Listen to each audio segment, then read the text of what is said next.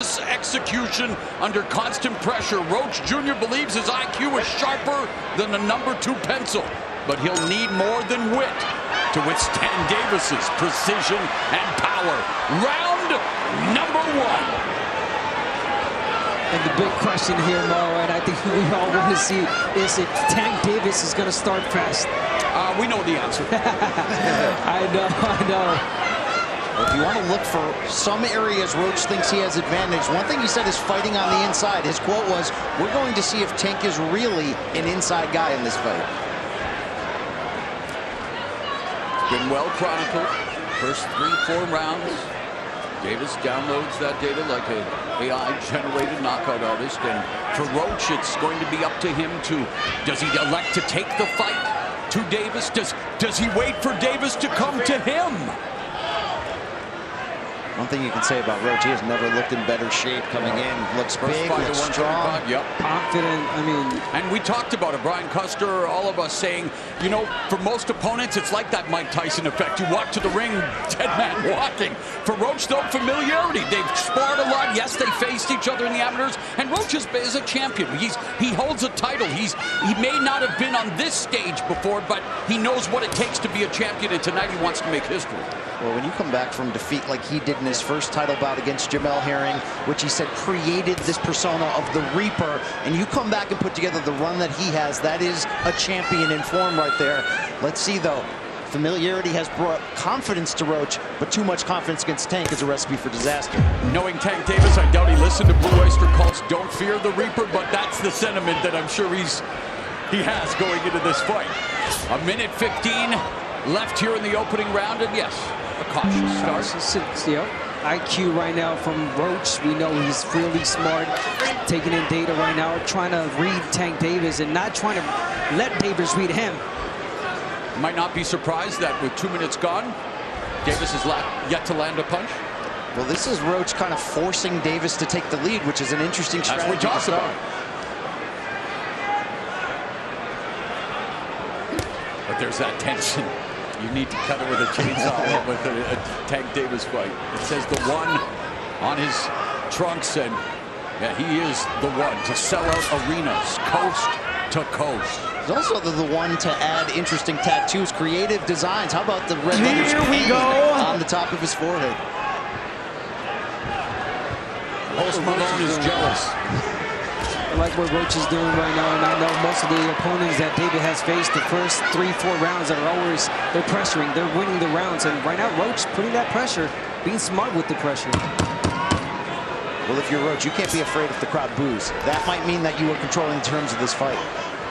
Well, he's been compared to Mike Tyson, might as well get those face tattoos as well.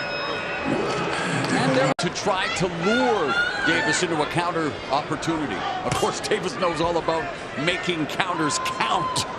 Well, this does align with what Roach was saying regarding his strategy. He wanted to really make Tank think. He thinks that could be the difference in his performance, obviously, compared to the others Tanks have had. So many of those fights ending by knockout, by the way. Here's a rarity in round 1. All punches were landed to the body, albeit there were 3 for Roach, 1 for Davis, but still, all body shots. Yeah, we talked about the reach and making Tank Davis think. And there's those feints that Roach is using right now. Try to make him make a mistake and make him pay. But again, I'm liking how Roach is walking Tank Davis back.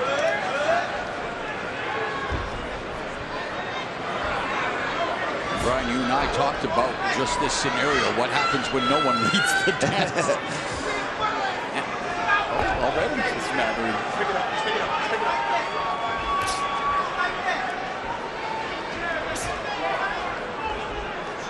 Obviously, this fight can turn at any point. So you do wonder if you're Tank, do you want to land something big to set a certain tone and precedent? Well, he's not known to be that guy in the early rounds, but obviously, yes, his power is just that. And yeah, it's interesting. Before every Tank fight, I always go back, watch tape. In those early days, my goodness, was he a beast in those first rounds. But it's low output, high accuracy, maximum damage. How about those shoes on Tank, by the way? You can put on your makeup in the reflection of that more. Both of them are styling and profiling with their ring fits here tonight. First championship glory Up for grabs. Roach given special permission to move 5 pounds up for this huge opportunity. Double jab. There's a jab by Davis. Southpaw against orthodox. Roach in the center of the ring. Again, very cautious. He's building the tension. And, you know, we've said it many times. You watch a Tank Davis fight, it's like sitting on the edge of your seat during a blockbuster thriller. You know that a twist is coming, but the suspense is half the fun. Yeah, it's just a matter of when, really. But again, Roach, I mean, smart round. He's not throwing a lot, but being cautious, being smart. He knows he cannot make mistakes against Tank.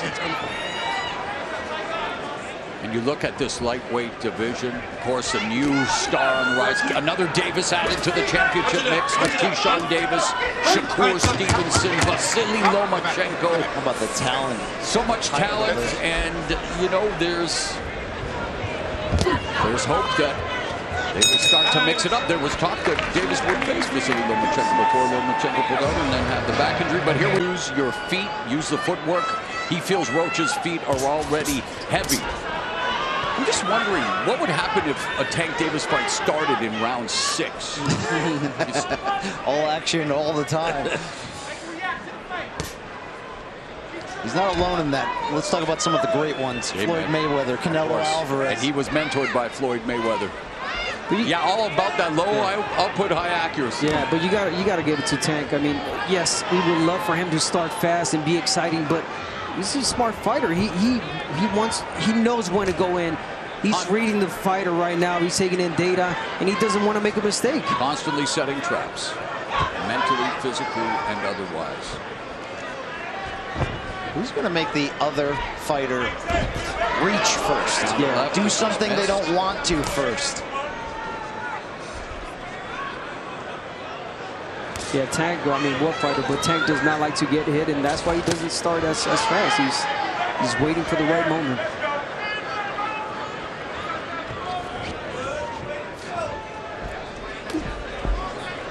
We need that double jab from Roach. The corner asked for it.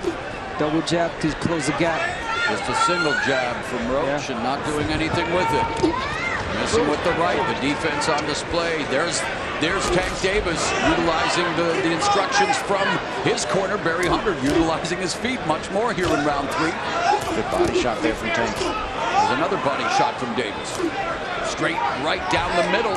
Always a weapon against the southpaw, public enemy #1. But let's not forget that left hook.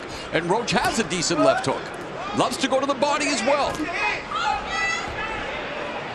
Roach told us he has no issues at all with southpaws. The only loss, the only draw in his career did both come against left-handed fighters.